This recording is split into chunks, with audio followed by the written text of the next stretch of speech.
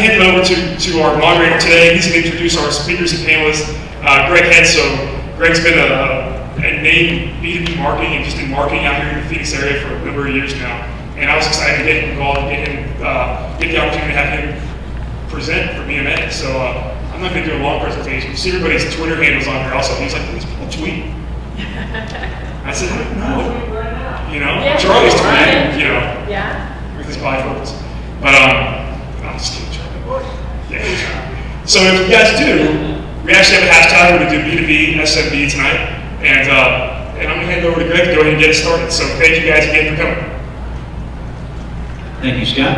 I am, my name is Greg Head. I'm the Chief Marketing Officer here at infusionSoft. And how many of you knew infusionSoft years ago when it was actually a small little business around town here? A lot of you? Yeah. And we're growing up and we're growing through all the phases of life pretty fast. So our focus is still serving small businesses. And 80% of our customers have fewer than 10 employees. Most have fewer than 25 employees. So there's unique challenges faced by small and medium-sized businesses that bigger companies infusionSoft and larger, you may not want to hear it, but I got 50 people in our marketing department here, and we're still hiring. So it's a different game than all of our customers are facing. I think Scott called me old. I guess I've been doing this a long time. So. And I'm going to play the moderator here, so you won't hear too much about the infusionSoft story. If you want to catch me afterwards, maybe if the panelists want to invite me into one of the discussions, but I'll keep it moving here. What we're going to do is 45 minutes with our esteemed panelists here, and I've got questions, and we'll go through those. So save your questions for them, for the panel at large or individual panelists, for the second half. We're going to go another 30 minutes or so to answer your questions. So we'll keep it moving, we'll keep it lively, and we'll open it up. But the focus today is really about a key part of the marketing problem for small businesses. And marketing isn't all about get me some freaking leads to grow the business. Sometimes it is, but not all the time. You know, there's other types of marketing, product marketing, customer marketing, and so forth. But we're really talking about customer acquisition and the nurture marketing and the marketing in the funnel to close sales, which is really top of mind for small businesses. So before we, I'll just jump right to the introductions here. I'm going to hand it off. We've got 2 microphones here, guys, so we're going to hand it off back and forth. Pam and I are going to hand off back and forth here. To give a quick intro of who you are, what's your business, who do you serve, what area do you play in, and really what's your specialty of expertise. We have some incredible experts here who've been doing this a long time in speaking and helping a lot of businesses. So Pam, why don't you go first? Give us your 1 and 2 minute intro. I'll do it, if I can have your microphone. So my name is Pam Slynn, and I live in East Mesa, transplant from the San Francisco Bay Area. And yay, San Francisco. And so I have been working for myself going on 18 years. The first 10 years I was a consultant to large corporations, Fortune 500, Cisco and HP and Charles Schwab and larger companies, really helping them with the human side of business. And then 8 years ago, after having met so many people inside corporations who were unhappy, I started the Escape from Cubicle Nation blog, which ended up turning into the Escape from Cubicle Nation book, and about 8 years of working doing early stage consulting with people who were wanting to move from corporate employment to start a business. So I've worked with everybody from app developers to martial arts school owners to management consultants and marketing folks, you name it, people who raise alpacas. And so really developed a huge appreciation for the process of how it is that you begin an effective marketing plan, and also based on my earlier experience, how you can begin to scale that. In my own business, I'm an author and a speaker. So my first book was Escape from Cubicle Nation. My second one, Body of Work, just came out in December 31st. And thank you. And the area where I'm really focusing a lot now is actually, interestingly, around storytelling. So the tagline for the book is finding the thread that ties your story together.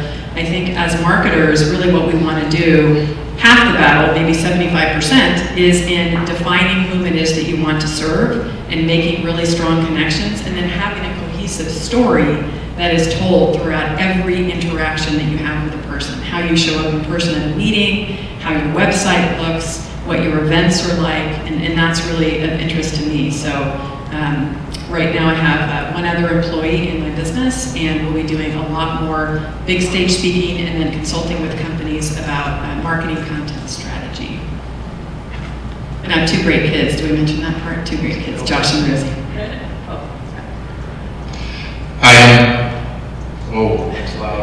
Hi, I'm Matt O'Brien. I have a company, MinSocial, and we're a content marketing and social media business. We strive to develop an Associated Press type model for companies online. So we like to start by saying we really don't know where your audience is, so let's get some focus. We help to develop the content, and a lot of what we do is considered above the funnel sales activity. So with the help of tools like infusionSoft, we help to really understand where a customer's prospects are and really how to reach them. And we like to get out the sniper rifle and say, if we can find that one customer, that customer probably has influencers, and they probably represent the audience that we can get more customers from. So once we find that formula, we like to switch to a shotgun and say, you know what, all forms of media can work. And we've been testing this model out. What's interesting is that we found that video is maybe one of the most effective and easiest ways to develop content, because it can be turned into so many different forms of media. And we had a lot of fun with that. Prior to this, I had a web development company that built up and sold after 8 years. We did not have a reoccurring revenue stream. So when I started MinSocial, really wanted to focus on how to get a monthly reoccurring revenue stream. Can all relate to that? It's much better with one. So we're here coming in our 5th year, and we serve, funny enough, most of our clients come to us. We have found that taking a general message and then going after the specific niche audiences, just custom tailoring the same message and putting in the vertical markets really helps to make you look like an expert. So we've been fortunate to find niches in healthcare and pest control and some B2B software companies, and we're still having fun, and we are very much alive because we use tools like infusionSoft to automate our virtual workforce. My name is Brett Larson. I'm the Director of Marketing and Strategy for Tallwave. Tallwave, for those of you who don't know, is that we focus on early stage, high growth potential startups. They come into the services arm of Tallwave. We have a few different verticals that we work with, but especially technology, focusing in the healthcare space and ed tech. And as the Director of Marketing and Strategy, really dive into those companies that come in to work with us to determine how they're positioning themselves strategically in the marketplace, where they're aiming, and who their customers are, and then helping to develop a strategy to go after those customers, finding out where they play, where they spend their time, and how we really start to go after them aggressively, and marketing to them in a way that resonates with them. The Tallwave services that we provide also focus in product technology, with practices in product technology, marketing strategy, business development, and finance and accounting. So we're really able to dive in and give businesses a well-rounded structure to build, to grow. And prior to that, I was Director of Marketing for a healthcare tech startup here in Scottsdale. Great, thank you. We'll all try to hold the microphones closer to our mouths so you can hear as well. So before we go through some of the area or topics tonight, starting at the top of funnel and lead generation and moving our way through and talking about tools and the rest, we're also talking about smaller and mid-sized businesses, not big businesses with big up and running infrastructures and brands and large companies here. So let's just, before we start here, let's just do a quick survey here. How many of you are working in smaller businesses that have less than 20 employees? All right, how about 20 to 100 employees? There's a few there. How about more than 100 employees? So it's a little different topic for BMA, which is generally for, attracts larger companies, but there's a lot of smaller businesses that have unique challenges. And I was hearing a little bit of it today, working with their clients and in their own businesses, and they become specialists at helping to develop the strategies and the focus for customers here. So can we talk about the challenges that are unique to smaller business, say the under 100 employee companies that are still growing up, figuring it out, don't have all the scale that larger companies do. So Pam, I'll start with you. What are some of the challenges that you see that smaller businesses face in the marketing, lead generation, revenue generation challenge? Good. The main thing that I see is that what your business objective is when you're first starting your business and when you're smaller is growth, right? So cash in hand, warm credit card, customers coming in the door is generally a good indicator. In fact, that's what you want to do, is you want to be growing, you want to be testing out what kind of services do you want to be providing, who are your customers and who are your ideal customers. The challenge becomes in creating a cohesive story, because if you're trying to talk to everybody, you end up being like the generic office space company, what is it, Inintech? That nobody really knows who you are, what you do. Websites are set up to say, we serve anybody with a pulse and a credit card, essentially. And what it means is that when you have customers that come to your site, they don't feel like your company is really directed toward them.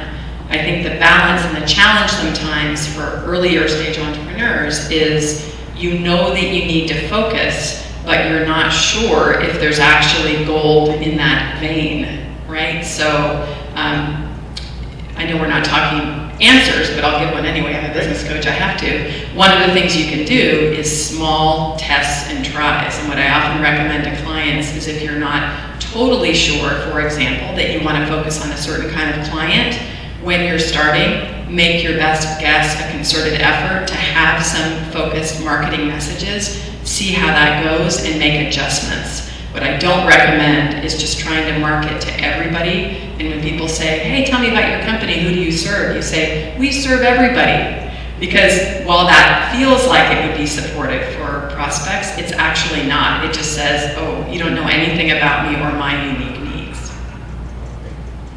That's what take a crack at what's unique for small business. So similar to Pam, a lot of what we see when these early stage companies are coming in, and they have a product, and a lot of times they know generally the space that they're going to be selling that product or service into. They try to take a very broad sweep. I know this probably sounds like quite a bit of an echo, but for example, we had a client come in this past week and tell us that they had identified 20 different markets, segments within a market that they were going to start going after. They're not in market yet, they haven't proven themselves. And as we're trying to coach them through that and help them determine, this is not, we need to choose one point of penetration and really drive hard after that. Get to know our customers extremely well and understand what their problem is so we can speak to that problem.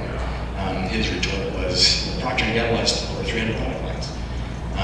And we came back and said, Procter & Gamble started out probably with one or two, and they knew their market very well.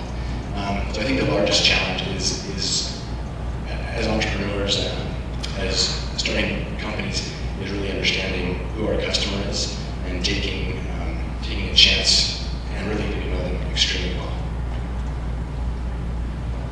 So that's a common thread here, is figuring out where the market is, who you can appeal to, testing a little wider before you invest and create a focus to grow. And by definition, all companies have gotten through that, and it's really hard to look at big companies and see where they were when they were young here. So Matt, when you look at you're inside larger companies and their marketing groups, and you're dealing with small business owners, and you're across the spectrum. what advantages do smaller companies have that bigger companies don't? They have the disadvantage of don't have all the resources and maybe don't have the maturity and the focus yet. But what advantages do they have when you say now we can succeed there because they're acting small? What do you see out there? You don't have that chain of command where you have to go through so many different layers to get a decision made, and you can be nimble. I think both Pam and Brad mentioned that you need to define what your audience is and who it is, and you know that's the toughest thing, especially in our business. We're inbound marketing, so we get all of these different types of opportunities. But you know, it's really one of the things that we found is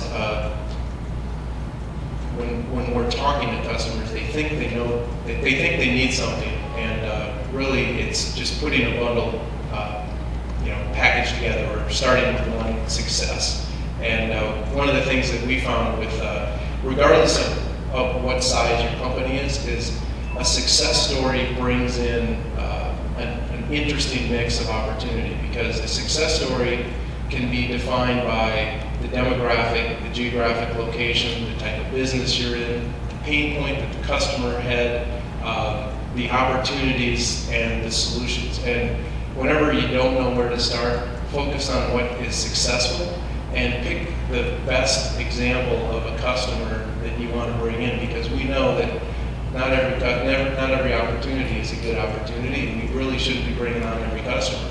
And you can kind of flush that out, and then once you get into a rhythm, the more of those companies you can bring in, it becomes easier.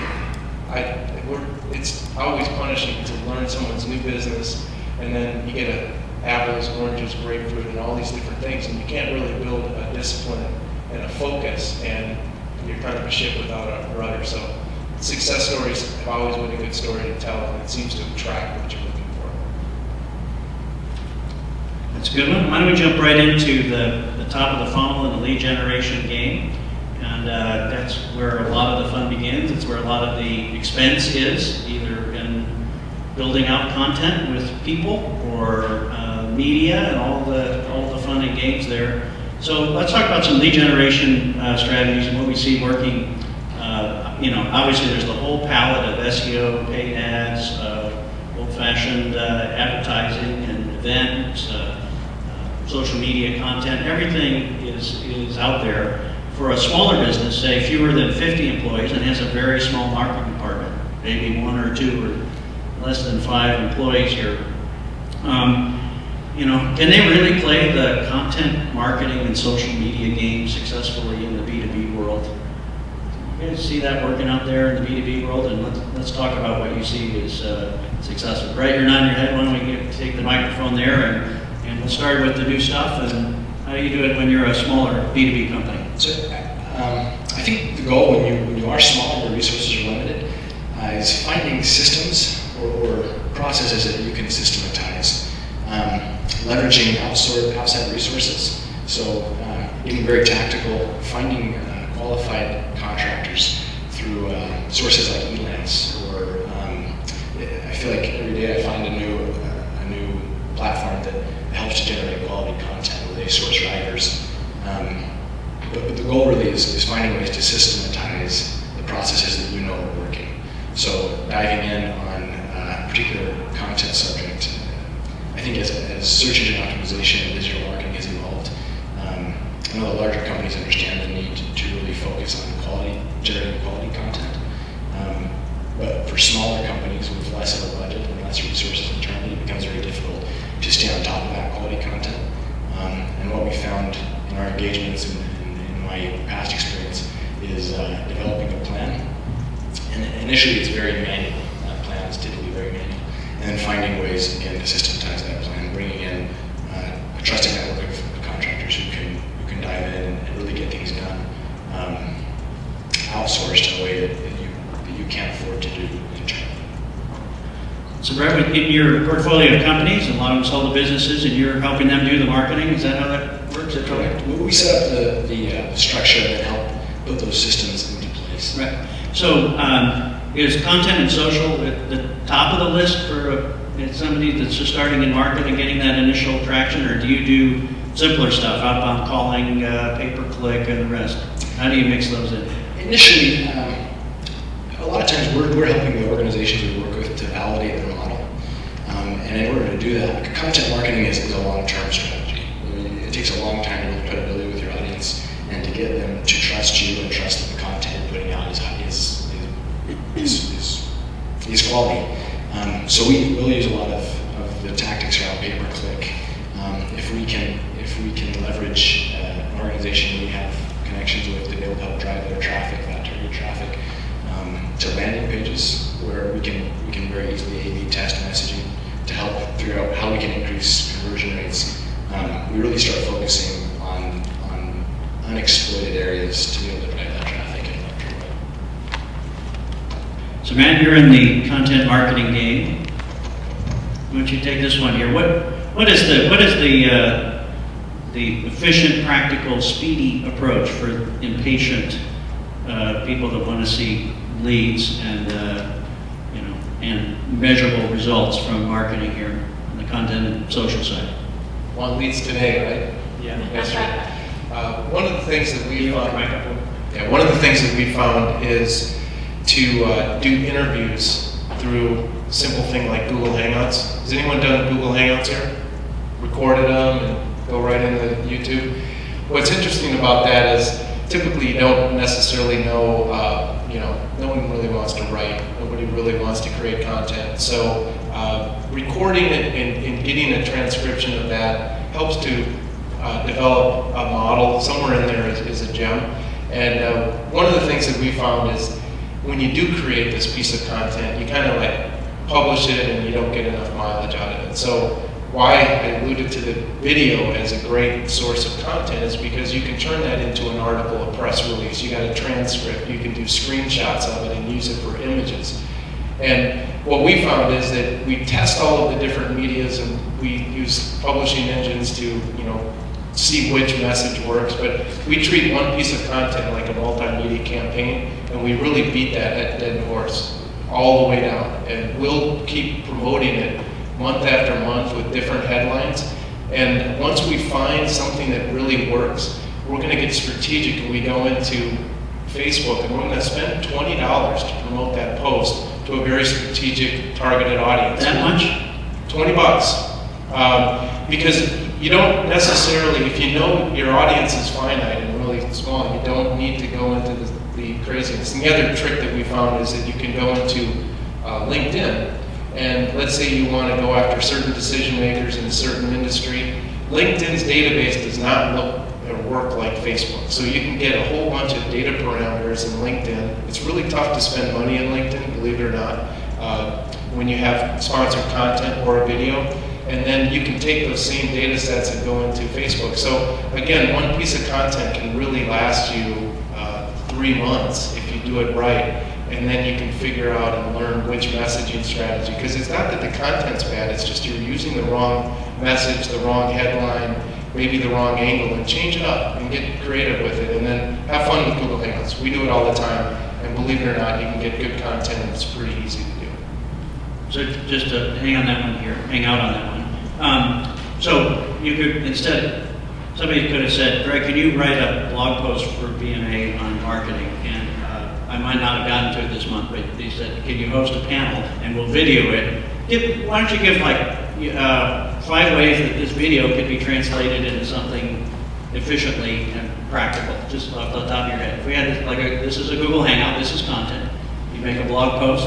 So I would do a blog post, and when we do a blog post, we usually do 3 headlines that we're going to promote in the social networks, and we do a summary of that blog post, which we use for syndication in blog networks, 450 plus words for an article, and then we'll probably promote it as a press release, and then we'll take screenshots of that video, maybe 2, 3, or 4, and we'll promote those in our photo sharing, and then anything else that we can do. Sometimes we get creative and we go, what are the 5 takeaways? And we turn that into a PowerPoint. We use the images and we do SlideShare. That is a campaign from one piece of content. And it's extremely effective. In the 5 years that we've been doing content marketing, whenever we do it, it just blows away the results. So that's a different approach than 1,000 blog posts. Yeah. Which you've probably written through the years I yourself. probably have. I'm working too hard. I've known you a long time. I think I need to hire you guys because it's so smart the way you're doing it. I want to give 2 frameworks, and this is actually for how it is that you think about the content that you want to share. So that's really amazing ways to think about doing it efficiently. Often what the question is what should I share with my audience? So have all of you done avatar work, marketing avatar work, where you think about what's the specific description about your ideal client or customer? You guys done that before? If you haven't, it's okay. Yeah, okay. So sometimes you might have 2 or 3 descriptions and you try to make it really like a person that you can relate to, so that when you're writing content, you're writing directly to that person. We were just talking about your networking company earlier, right? You might think about somebody who's gonna need a switcher router in business, and you give them a name Joe, and they're a network administrator in a small business, so that when you're doing your marketing messages that you're speaking directly to that person, which is what makes it much more human. So what you can do from that, when you're clear as to whom it is that you are speaking to, is to create a content map. And what I mean by that is you can think of 4 main things that client or customer needs to solve their problems with your product, but also outside of your product. So for my earlier Escape from Cubicle Nation community, I found that there are corporate employees wanting to start a business. So one thing they need is knowledge, how-to information, how to write a business plan, how to choose a logo, how to get a business name. They needed inspiration.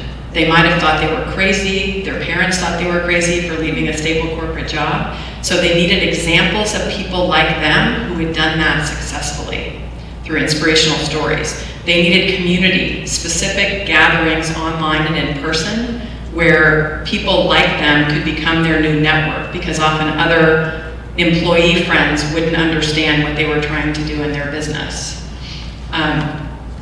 And so with that, when you begin to develop these kinds of connections, well, and for that audience, they needed promotion. So often they're early stage entrepreneurs, and they didn't have a large audience to promote to because they were a new business. So they needed other people like myself with a large audience on social media to promote their business for them. So with those 4 pillars, right, you have your avatar, you think about, what's really going to help them solve their problem, what are their main needs.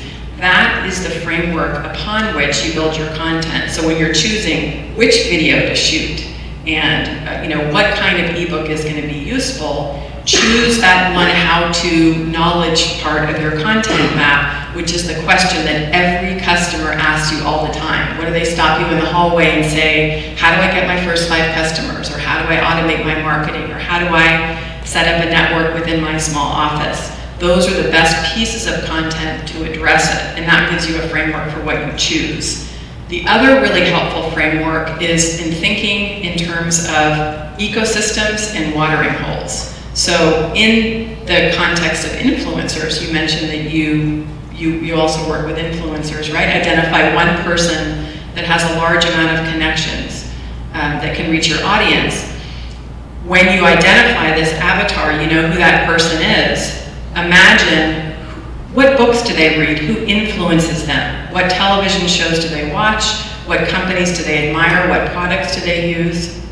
I asked this on Twitter one day, and I said, when you think of Whole Foods Market, you guys know Whole Foods here in the Valley, what other companies do you think of? People said Apple Computer, Prius, Lululemon yoga pants. And somebody on Twitter jumped on and she said, oh my God, I'm sitting here in my Lululemon yoga pants. I'm about to jump in my Prius and get on the road to go to Whole Foods to buy some mushroom ravioli. We actually function in a larger ecosystem of products and services that we use. Within that ecosystem, there are influencers that people admire. Seth Godin is one person who's speaking at InfusionCon. We're in this crazy startup entrepreneur market. He's an influencer. So when you just do a quick sketch, do this with your small team, think of your customer, draw out the larger ecosystem, and then you can find within that, what are watering holes? Is there a blog that reaches a huge amount of people within that ecosystem that would be a great place for you to choose to do a guest post? If you're going to do an event, choose the influencer that you know is somebody that is really valued and admired amongst your system, because that person is going to be really attracting other people. And when you think in these terms, that's where you really get the network effect of not only tapping into an individual customer, but when you're connecting with people that are influencers, or you're connecting with brands that also serve your market, that's where you start to see a big impact. I remember when I wrote my first popular blog post, I had about 100 readers on Escape from Cubicle Nation, my mom, my sister, my best friend, you know, and a few others. And I shared it with Guy Kawasaki. Do you guys know Guy Kawasaki, a venture capitalist and author in Silicon Valley? On a whim, I wrote a post and I sent him an email late one night. He responded back 10 minutes later, so I was so ecstatic. He posted it on his blog the next day, and I went from 100 blog readers to 20,000 blog readers, because he was a watering hole. He was well respected in the ecosystem that I wanted to serve. So by strategically reaching out, it meant that all of a sudden there were more people that were interested in me. So those are more conceptual frameworks, but you can do that in an hour or two with your team. Sketch out your early stage content map. What do your people need? And then identify the ecosystem in some of these watering holes where you can spend your time. Great, thank you for that strategic approach and other tactics and approaches there. So let's talk about, let's move down the funnel a little bit. You've got traffic on your website from content that you're promoting, you're advertising your content, your other networks, pay-per-click advertising, you've got an email list you're managing. How do you turn that traffic, those eyeballs, the people who've searched out your site, to turn it into a conversation? And in the B2B world, they're not just buying, click to buy. There's people learning, you know, investigating, need to buy, right? There's a whole stage there. Let's talk about the conversion from somebody on your website or digital media into some type of engagement, signing up, calling, all the rest of that. So, Brett, why don't you start us off there? What do you see? And you're dealing with earlier stage companies where you need to get actual conversations going to find out what they want, what's going to stick, what's going to work, and all that. How do you play that in intermediate conversion stage? So after we were starting to drive traffic, we really try to structure their own media space. So whether it's their website or social media or whatever, what have you, to drive one particular action. Having much more than that, it just confuses your audience and they're not sure which way to turn. So we try to dial in to exactly what we want our visitors to do, and then push them towards that action. So if we're working with a SaaS model, there's a layout that we work with and a framework that we try to push our traffic through, and then measure the conversion rate from that. And every point that we make, we have a call to action. It's always the same call to action: sign up or call us now, whatever it is. And once we built out that general framework, we start to A/B test everything. So we iterate over and over and over again. We use tools like Optimizely or Unbounce, where it doesn't take a whole lot of resources for someone like me who doesn't have any technical knowledge as far as recoding a website or rebuilding a website, to very easily A/B test what's working. We A/B test everything from the call to action down to the color of the button or the font that we're using. Just everything that's on that page gets A/B tested one piece at a time. And we don't only measure the conversion at the website level, but how those changes affect conversions later on down the funnel. So it really just depends. Sometimes the conversion is as simple as signing up to be as part of an email blast. Other times it's making a purchase. It's always about A/B testing. And so you're using those landing page testing tools to manage that. If you're spending a certain amount of money to get a certain amount of traffic, and you get half the conversion from one website page, landing page, compared to another, that you're just paying twice as much for one of the ads. And Yeah. So, and if you are paying for traffic, and we always pay in some way or another, but if it's down to pay-per-click paying, the different keywords will have different conversion rates. Internally, we call them money keywords.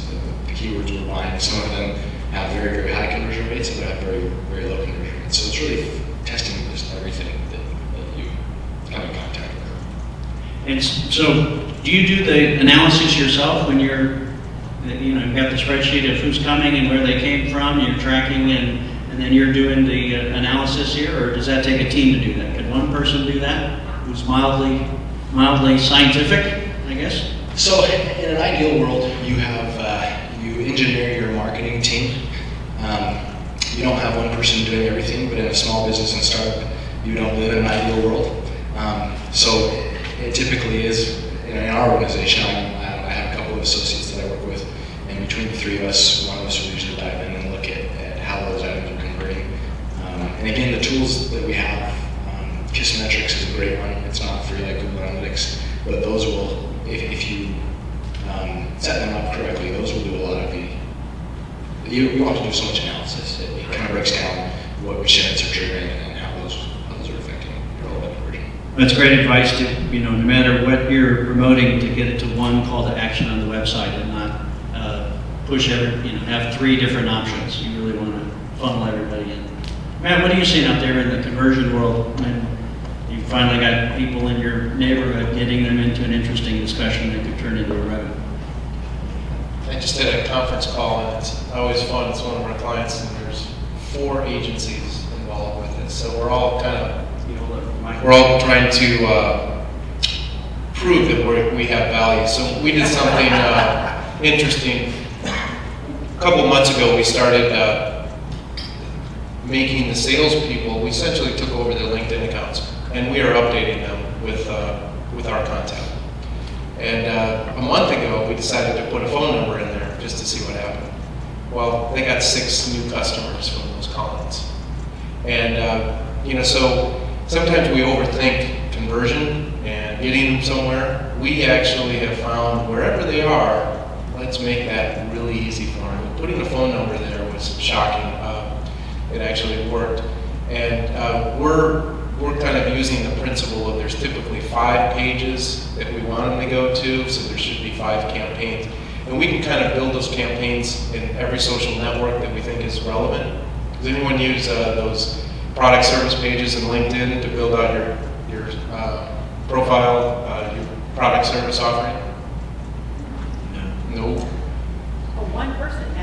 And on those product service pages are list with 3 salespeople that you should be in contact with. So we use that model to essentially think in terms of there's really rule of 5 things that we care about. Maybe there's less, and we try to make it as easy as possible wherever they are. And the data, unfortunately, is not clean. You have to look at all the different analytics, but sometimes it's just as simple as if you can get people to pay attention where they are. You're one step away, because 2 clicks to get to the website, is sometimes too much. That's interesting. You'd think that, driving to the landing page where you can spot them with your Google Analytics and see how many people have pushed the lead submit form is the ultimate and only measure, but you're saying out there closer to on the YouTube page, on the SlideShare presentation and so forth, there's calls to actions that work there too. Absolutely. And sometimes, like, SlideShare is a good example. You can actually pay, I don't know what it is, $20 a month to have a call to action, and you can get them right on the SlideShare and get their email address. So sometimes it's really better to get that call to action where they are, because we're B2B. We're trying to disrupt them in typically an action that they're not thinking about doing. So it's even harder with B2B versus B2C, because most social networks are designed for consumers and purchasing things. So it just is that much more important to get their attention and make it really easy for them to do what we want them to do, where they are. For me, and I am an infusionSoft customer, so that's the framework that I'm used to, but really, I think fundamentally, and I sometimes get on a soapbox with much clients because I rarely want to have any blanket marketing advice for anybody, because people are different and it doesn't work for everybody. But pretty much, I think no business can go wrong these days with having an effective email marketing strategy. And that's been one thing I think that's been really, really helpful in my own business, is just having some consistent information that's delivered via email. So people find me from writing a blog post or speaking event or whatever it is. And how big is your list now? My list now is about 25,000, and it's not huge, but they're very passionate people. And just for perspective, how many Twitter followers do you have? Almost 40,000. If you guys all follow me, I think I'll hit 40,000 today. But yeah, close to that. So yeah, and maybe, I don't know, 7,000 Facebook fans or friends or something like that. So the thing that can be powerful about that with email and with conversions, and I found this really consistently in my own service business, of offering something as simple as a one-time $47 webinar on a topic, all the way to multi-$1,000 retreats and events and things like that, is that when you are maintaining a connection with your audience over time, providing content from your content map that is relevant to them, where you can ask them questions along the way. What's important to you? What kind of business are you? What kind of information do you want? And nurture that along. That really, really helps. And sometimes we can be in that short-term mentality of like, person hits my website, they need to convert right away. But I've had people who say, I've been on your newsletter list for 7 years, and I've attended your free calls for 5, and now I'm finally ready. But when they're there and it's their time, they are absolutely ready to purchase. So let's talk about moving down the funnel here. Obviously, call to talk to a salesperson is, somebody who's ready to have a conversation, and keeping people in the content education, sign up here to get real value and learn about the area and make decisions and find community. So what are you seeing in the middle of the funnel, Brett, that's useful for B2B companies? There's a range, of course, but how do you experiment and play that game with your companies? Really, I think speaking to Pam's previous comment, really, depending on what your sales cycle is like, those things change drastically. We have clients that have 24 to 36 month sales cycles, and we have clients that have sales cycles that are as short as a couple of weeks.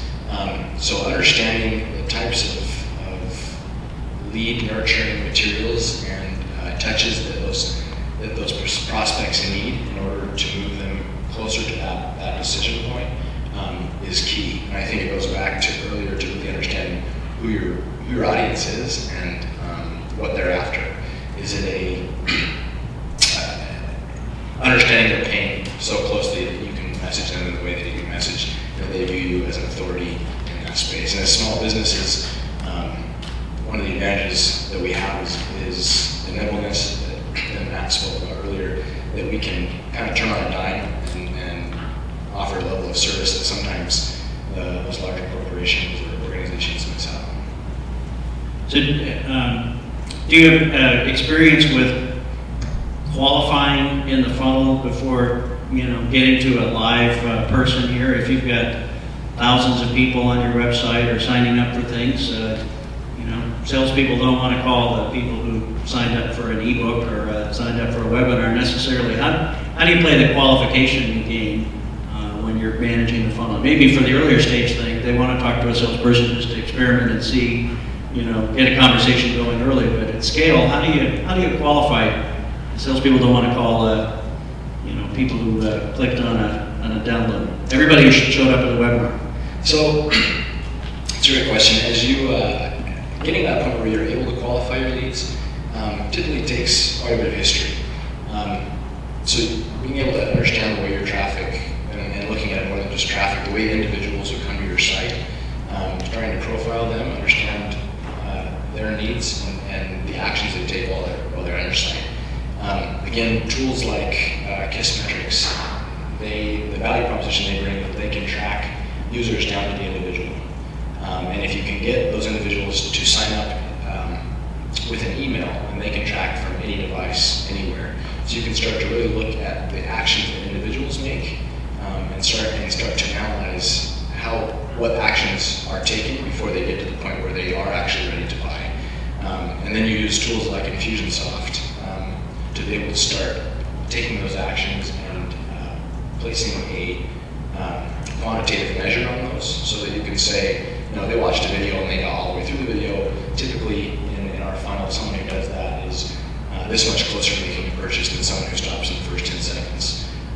Or they always download the white paper that we offer in our emails, and that person is typically so much more closer. You can start to kind of grade them to help understand, because as you engineer your sales process, and again, with small businesses, we don't have the luxury of doing that all the time, but you don't want to waste resources on leads that aren't qualified when your people could be working towards more higher return on that investment.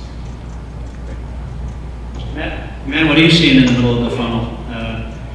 Are your clients measuring on you on like top of funnel leads, or like qualified things and qualified conversations and sales? So when do you win? Well, we need to get that above the funnel sales activity. So usually it takes 3 to 6 months to get those to get the messaging where we're really converting a lot of that traffic, especially if they start from zero. So one of the things that we've done is when clients don't have a big network like Pam does, we look at their partners and try to figure out who has a large blog that we could essentially leverage their network, or a large Facebook audience, or a large Twitter. And we write content for them with a small little tie-in that says, hey, we're the company that brought you this message. That's a kind of a quick way to get access to a large network. Is that cheating? No, it's being strategic. Actually, we do this quite a bit with our B2B clients, because they represent large manufacturers, and these manufacturers aren't doing any stuff, content-wise. So we're writing content for them, we're promoting their brand. Everyone really is happy about it. And, our clients are really happy because they're getting access to a database they never would have been able to seize. The other thing that we like to do is make sure that we test whenever there is some sort of lead coming in. The first person that contacts that lead, typically they can go to 3 different sites and follow up. First person that follows up, that gets them, qualified in the funnel, is usually the winner. And then turn them into an automation sequence if you don't hear it, and be smart about where they came from. And we use infusionSoft to do the thinking for us. But usually it's quick to respond, wins the game. Okay, great, thank you.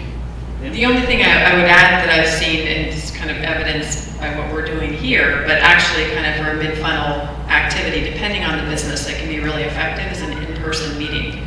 So sometimes, depending upon your business, where you might have customers come together, and you have the chance, depending upon the size of your business, if it's larger, you can have conferences. You look at what infusionSoft is doing with InfusionCon. Often it can be very powerful, where people feel a connection, they're nurtured along, they like what they're seeing, but then when they're able to see other customers, a mix of customers and prospects and experts within their field, when you think about the influencer model as well, where you can invite somebody to speak that may be well respected within that area, then it becomes more that you are the person who's kind of empowering great information that's coming out to your audience. And I'm a big believer in when you are somebody who is nurturing your community, whether or not they're your customers or not, right? You're really, I think our mission is to create economic development within our country, within the world, and some of that hopefully will come back to us within our business. But what customers can feel, where you're creating the kind of environment where they can be effective and they can learn and they can meet other people like them, and then you can become known as the person who is bringing those folks together. And that's very powerful in terms of that referral-based market. The same thing is true. I do a lot of work with Citrix, who does GoToWebinar, GoToMeeting, GoToTraining. They use that model as well, where often I will create an ebook or I will do a webinar, and so they send that out to their customers, but it's really, come to a webinar with Pam Slim on these different business building strategies, and then it's kind of powered by Citrix. So I like the strategy InfusionSoft is saying. It doesn't have to be a big hit 'em over the head, where you're like branding your company in front of the person. Often it can be more powerful, where you're somebody who is bringing an expert for free to your audience, and they're like, man, that was great. I got this great free webinar, this great free information, or I heard a good speaker, and then they're going to relate to you as somebody who is a kind of a trusted advisor. That's great. I've got a bunch of questions about staffing and growing a marketing team, what tools you all are using, and we could go on and on here, but it's time to turn it to questions from you. So I'm going to jump out here in the audience and with the microphone, and we'll get some questions for the panelists from you guys. And these could be general questions if you want to ask all three, or you can point out one of the three of them to get a particular answer. So, do you have any questions? I got plenty if you guys want me to keep going. It could be more fun here. You were first, thank you. Hi, I am curious. I do market research. I'm a researcher, not a marketer per se, but I tend to believe a lot of metrics. I used to work in marketing, so let's say, so a lot of ROI metrics and such. And I know that when you're talking about SEO and you can look at data from lead generation on websites and such, you look at quantitative data, that I can understand how that works, but do you have suggestions for how to look at the metrics a little bit more from a qualitative point of view? So if you are doing a blog and you have 4 different titles, let's say, can you track readership? Can you track other things based on those qualitative aspects and not so much quantitative? I guess that's where I'm coming from. So if you publish a blog, if you don't have a big readership on your site and you're trying to get organic, love, it's going to take some time. So those titles are really designed to get the attention of your social network or other channels that you can distribute that to. So you really need to think of that blog post as not a single event. You need to publish images and photo sharing sites and titles and different social networks and a summary of that post to go along with it. And a lot of times if it's a video, that transcription works really well if you publish it in YouTube. So it's not the blog post that you're really trying to measure the effectiveness. You're trying to measure the offsite effectiveness of what brought people to it.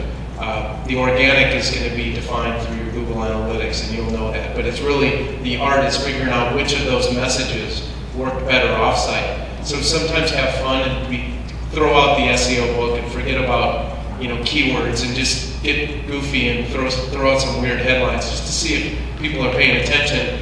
And then you can measure that in like Facebook and LinkedIn and Twitter, and you can see which ones brought engagement back to your blog.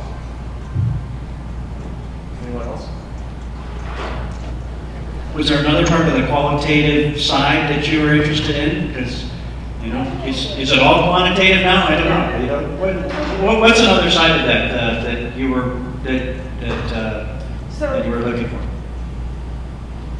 I don't want to be redundant in the same thing, but just as in researching quantitative and qualitative. So in my mind, looking at how effective a marketing strategy is and lead generation, it's a combination of art and science, right? So because it's a combination of art and science, it seems like most of the ways we judge it tends to be more from a scientific point of view or quantifiable point of view. And I just think there's other things out there. I'm not saying that I know what they are, and that's why I'm asking the question, is to, how do you, in a qualitative way, judge the quality of a post? I know what you're saying, Matt, that you're looking not so much at the quality of a post and what it's saying, but what it generated. And we all know that when we tweet something, you might get it favorited. It might not be a great quality post, frankly. You may get somebody following you, and it doesn't necessarily mean that they're a good follower. So it's kind of like the old idea of hits on websites, how idiots track success. It doesn't necessarily lead to results. And so I guess that's what I'm trying to get at. One thing you might want to think about is take that same post and then focus on a target market.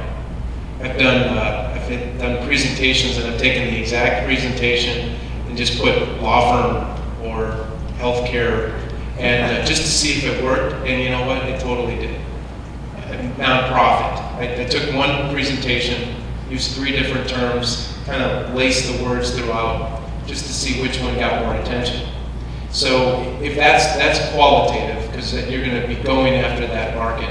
And if you're general, you don't really know. Like you're kind of talking to everybody. So get more specific, and you'll probably get better results.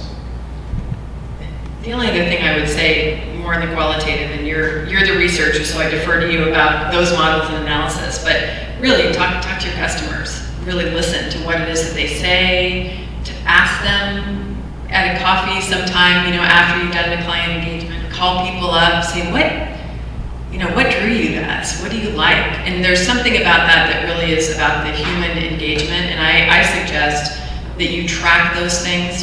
I have like a little warm fuzzy email file, whenever I have a bad day, I can look and see the people who are happy, but from a qualitative tracking the research about what are people saying in their own words that's aside from the kind of metrics that you might say. That's where you really get more the full color, emotional reason why people are drawn to your brand, how is it related to the purpose, how is it related to what they feel about your company. And you can do qualitative research as well. Sometimes have survey questions that ask more of those qualitative questions in terms of why people are drawn to you. But you can never go wrong by talking to your best customers.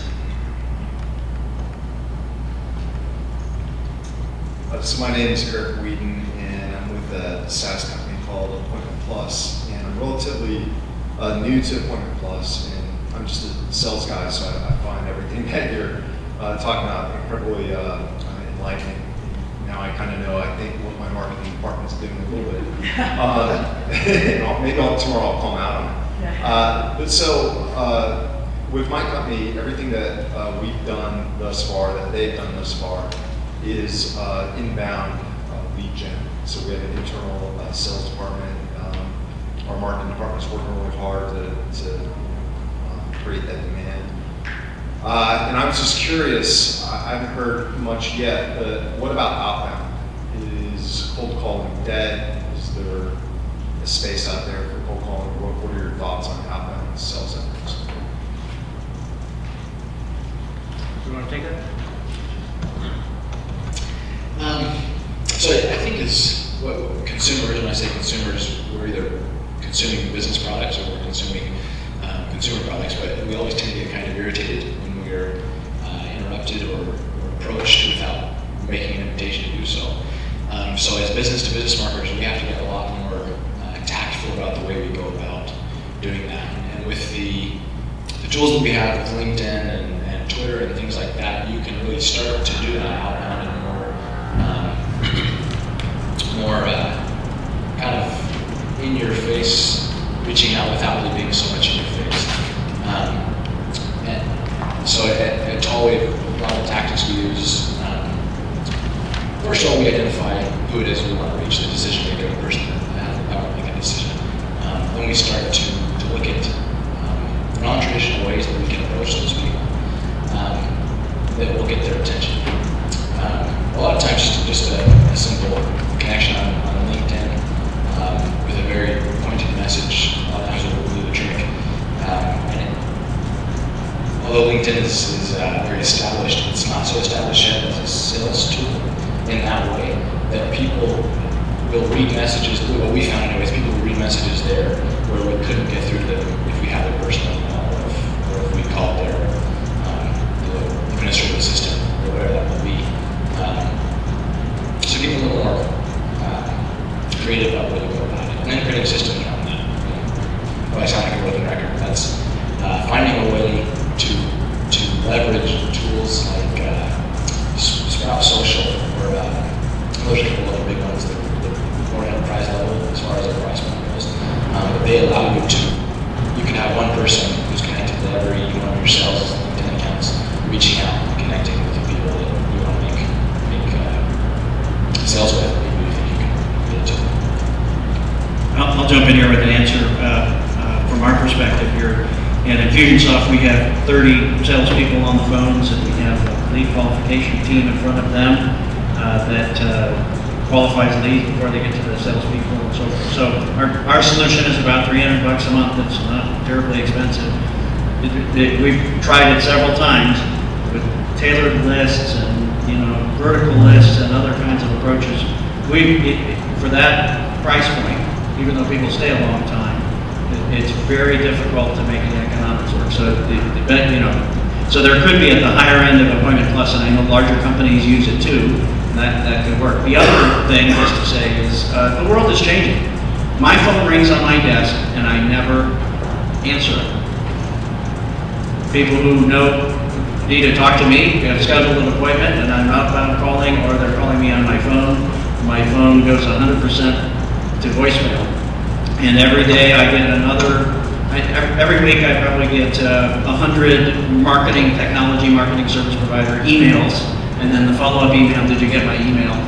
And I never answer them. Maybe once in a while I give something to Jared, 1 out of 100. So the noise factor is so high, it's difficult unless you can get some tactic to narrow it down and get above the fray. It's a challenge these days. Another thing you want to be sure is that you look like an expert when someone checks you out, because most people are if you're gonna be outbound, they're gonna check you out.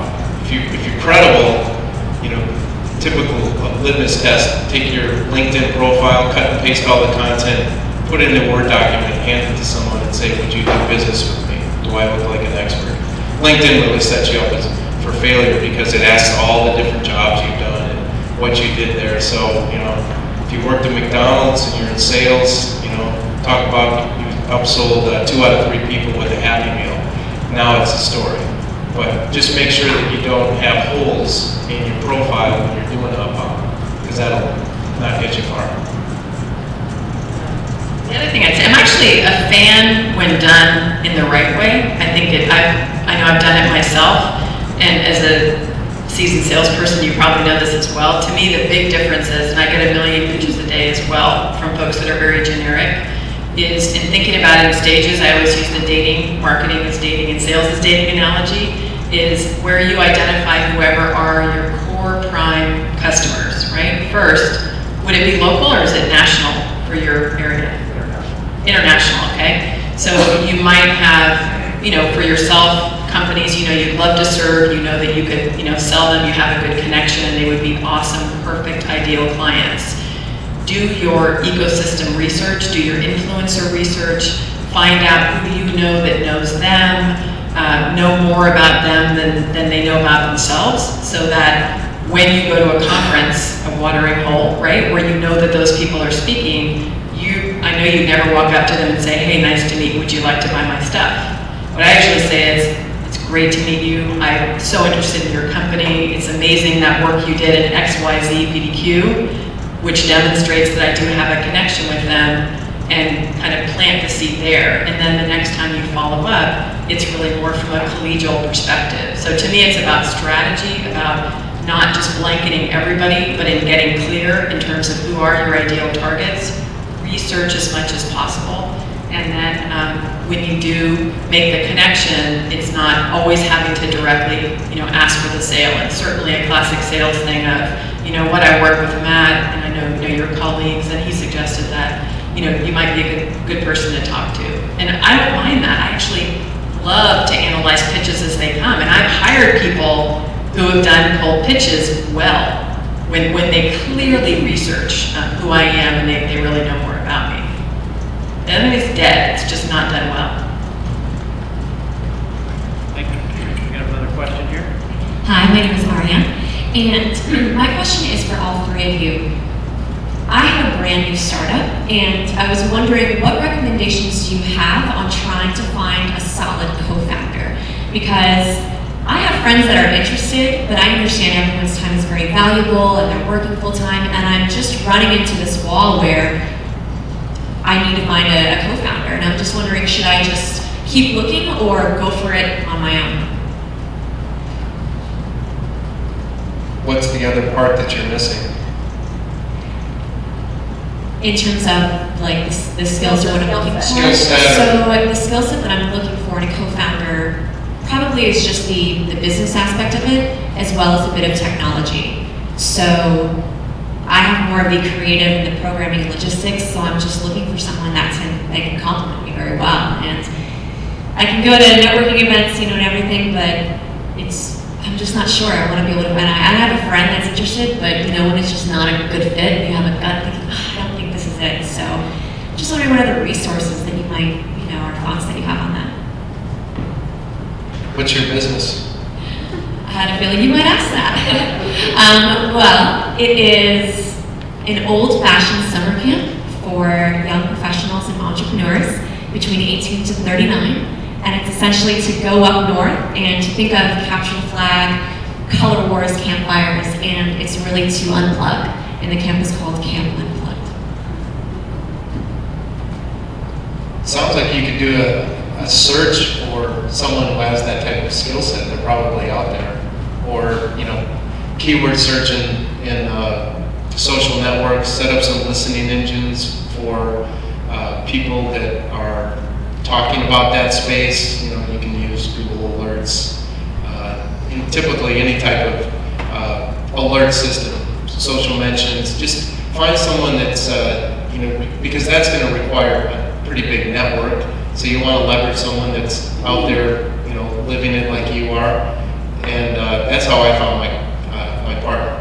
He was one of the most visible in social media for a niche in his space. And that's how we hit it off. And we had a lot in common, so it was easy for us to get together and say, yeah, let's do this. But, I would look for that common ground, but start listening to what's out there and see who makes sense. Thank you. I recommend doing a clear definition of what specifically what is the work that needs to get done that's not in your zone of strength. And then also do some analysis. Business partnerships are just like marriage, if not worse, because there's no additional benefits. So if it goes wrong, it's really wrong. And you want to make sure when you're entering into any kind of partnership that you do share core values. I actually discourage people strongly, of which I'll discourage you strongly now in public, from jumping from I need help to get my startup off the ground to I need a co-founder. Because what you might want to start with in the testing and trying spirit is what is the work that I need to get done in this first year of startup that I don't have in terms of skills and strengths?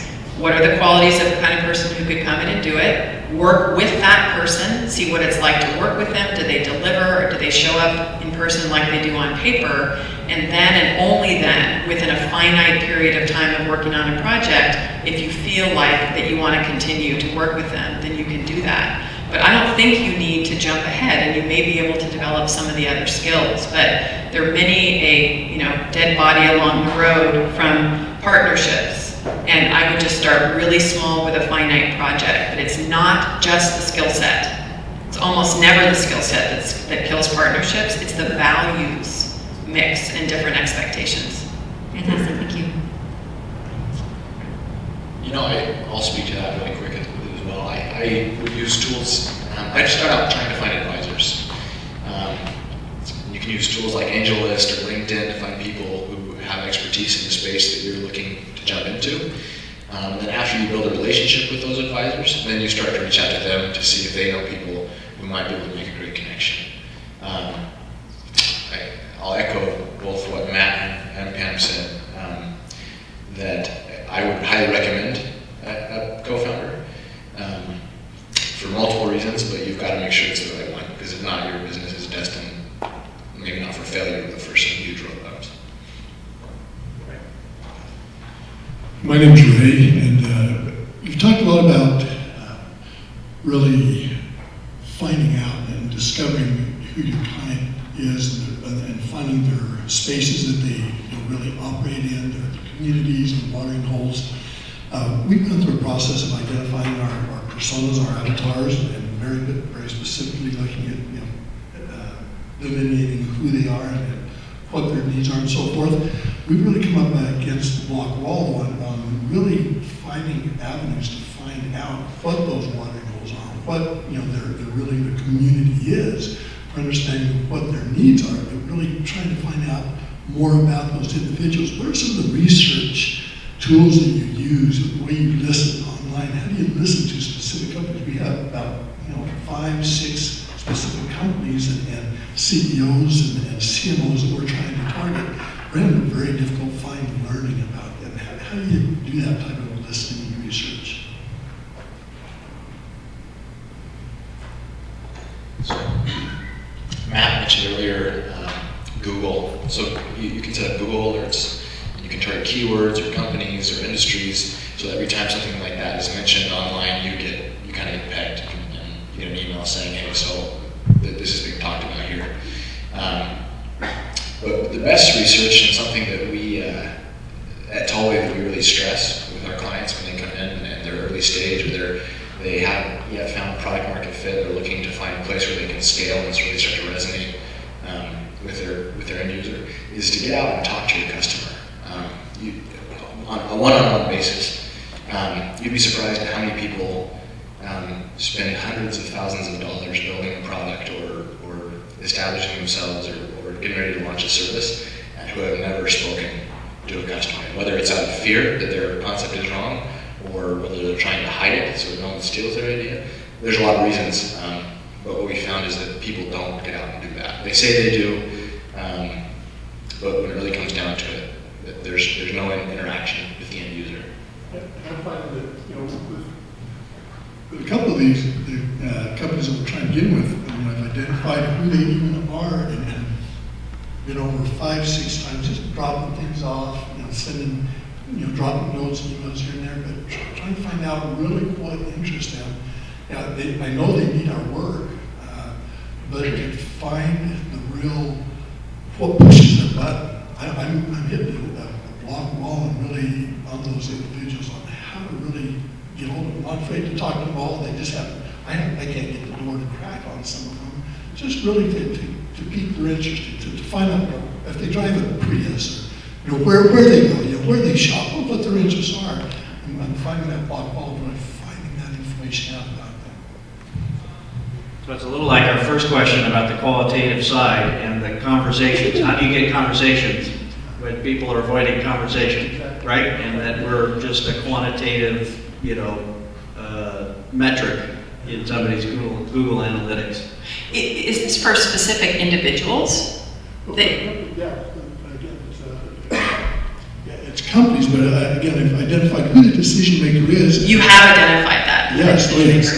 Yeah. I've identified them in probably about, like say, 5 or 6 different companies. But now to really find out who they're talking to, what interests them. I'm not able to really create any conversation yet. I know they need us, and try to get that conversation, but not break the door down and say buy from me, but build that relationship with them on a business basis. Yeah, it could be, I think, because of, all the good, admirable things that you're doing and just trying to kind of get by.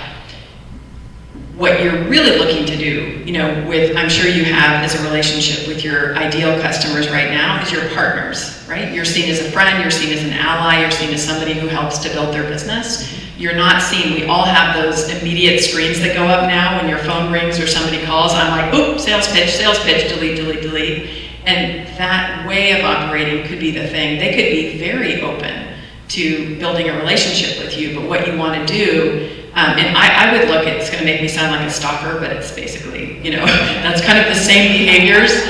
For individuals, you do want to look at what's in their LinkedIn profile. Are they on Facebook? Are they on Twitter? And when you have a very specific,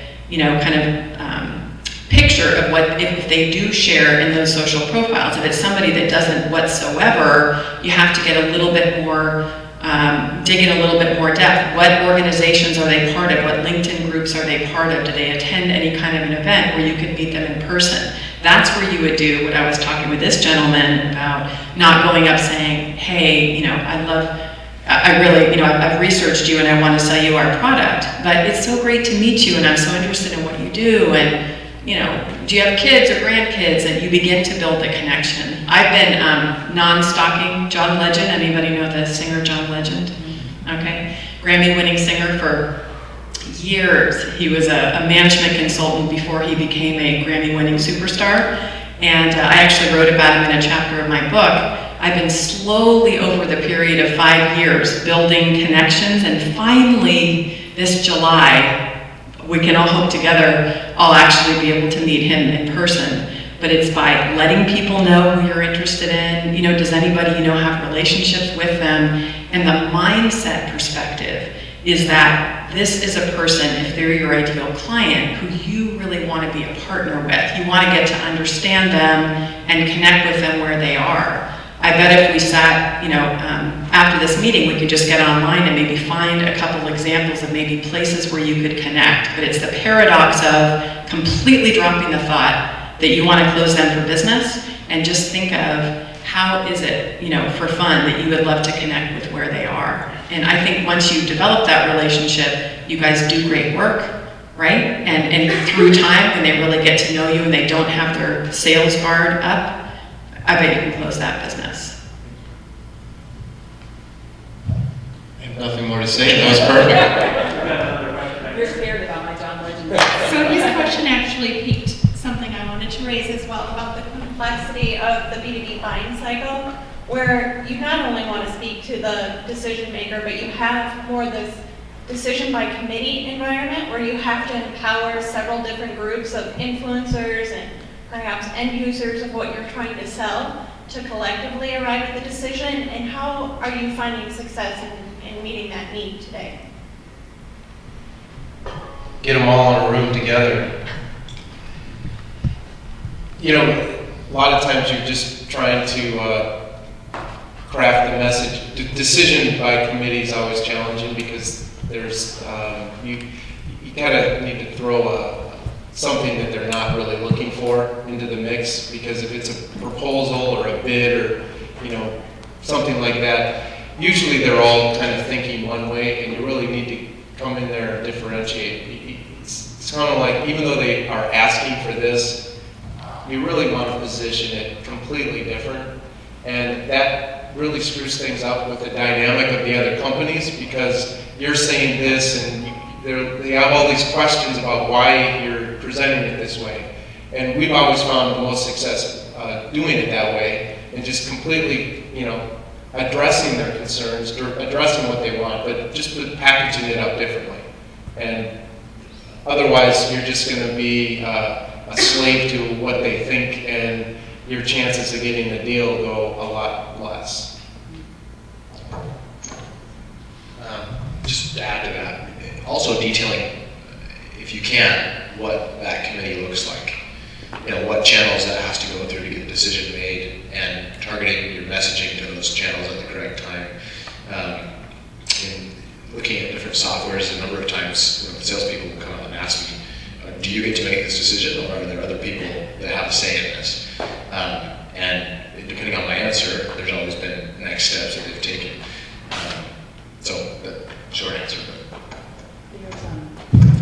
There's a great resource. Do you know Skip Miller, who wrote Proactive Selling? Skip is he'll speak at InfusionCon coming up. He was my client for like 3 years, and I taught hundreds of salespeople with him, and so I got indoctrinated with this methodology.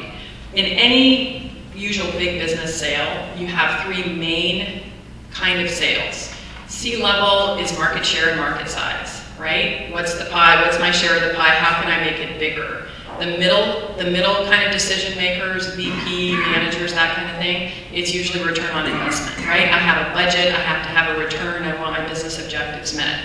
And then you have your technical level, does it work, right? Will your solution work? Is it going to screw everything up? What are the details about that? So pretty much any business in any kind of sale, you have those major categories, and then, as you know, any individual organization is going to be unique in terms of how they make the decision. But if you make sure that you hit those kinds of issues, the way Skip says that, are you the decision maker? Which, what are you going to say? Of course I'm the decision maker. Sometimes people can get kind of defensive about that. The question he asks, and in Proactive Selling he has great qualifying questions, what's the decision-making process for something like this, and who's involved? Because that's totally non-threatening. And you can say, oh, well, my manager gets in, and then we have the board that steps in, and then, Sally always has to approve everything. And that way you can lay out what those decisions are. To reiterate a lot of the things we've been talking about today, when you really, really study that company, and not only understand their internal dynamic, but you're aware of what their market dynamic is and what they're trying to do when you approach it really as a partner, where you understand how your solution will help them meet their customers' needs, then it just kind of comes back, I think, to more of a partner. But I found that those three distinctions were super useful for pretty much any kind of company. Any more questions from the crowd here? Okay, why don't I ask one more question here, nobody asked it here. But why don't you just give us a rundown, maybe 5 or 6 of your favorite tools you're using in the marketing process that you think could be applicable to the crowd? We'll just hear some names. What is it and what does it do? And just give us your rundown, just so there's kind of the tools game is a fun part of the sport these days. All things Google. So Google Analytics, Google Plus, Google everything. Yeah, all the things. Actually, who uses Webmaster Tools for your Google Analytics? If you're not using it, get it hooked up. It tells you all those, you don't get all the keywords that people are finding you on. Webmaster Tools exposes all that stuff. Which is a Google tool. Which is advanced, yeah, it's a Google Analytics and then into Webmaster Tools. That's a good one, the alerts. We use infusionSoft for that's important for our onboarding process because we have a lot of custom things and we task our people to do it. And then we use contractors that just get tasked that don't have to log in. We have a dashboard, a publishing engine that we use that we kind of develop based on other people's systems.